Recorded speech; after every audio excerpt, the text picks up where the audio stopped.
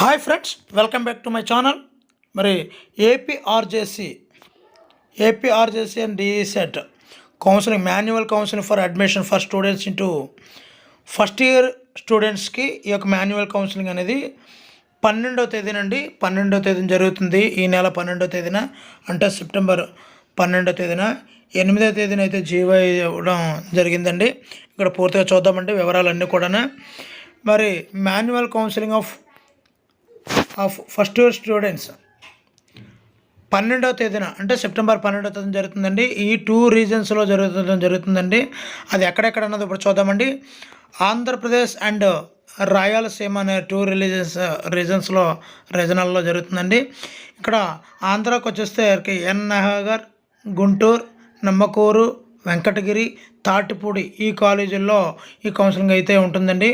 ఎక్కడ జరుగుతుంది ఈ కౌన్సిలింగ్ అన్నది పరీక్షా Bhavan government Urdu boys school near old bus stand centre, Guntur. ఇక్కడ ఆంధ్రాకు సంబంధించినటువంటి కౌన్సిలింగ్ అయితే ఈ ప్లేస్లో జరుగుతుందండి.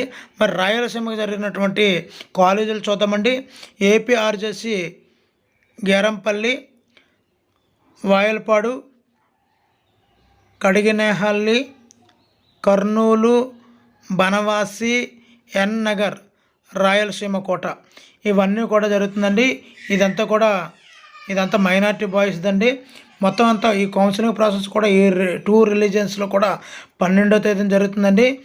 దీనికి ఎవరెవరు అపాయింట్ అయ్యారు రీజనల్ ఆఫీసర్ కింద అన్నది ఇక్కడ మనం చూడొచ్చు.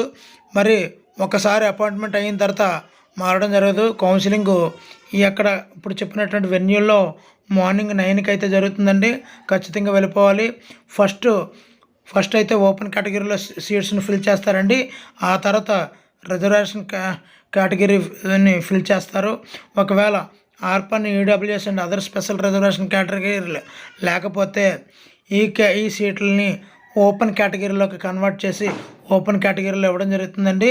అదేవిధంగా బీసీలో ఒక కేటగిరీలో లేకపోతే సబ్ కేటగిరీ వాళ్ళకి ఇవ్వడం జరుగుతుంది. అంతేగాని ఓపెన్ కేటగిరీకి రావండి.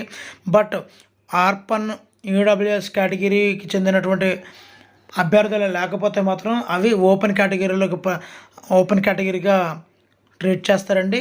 కానీ బీసీకి సంబంధించినటువంటి ఒక కేటగిరీలో అభ్యర్థి లేకపోతే వేరే సబ్ క్యాస్ట్కి అయితే ట్రాన్స్ఫర్ చేస్తారు, కానీ ఓసీ కింద మార్చరండి. అదేవిధంగా ఎస్సీ క్యాండిడేట్స్కి క్యాస్ట్ వైజ్గానే ఉంటుందండి. అది ఓపెన్ కేటగిరీలోకి మారదు ఎట్టి పరిస్థితుల్లోనూ.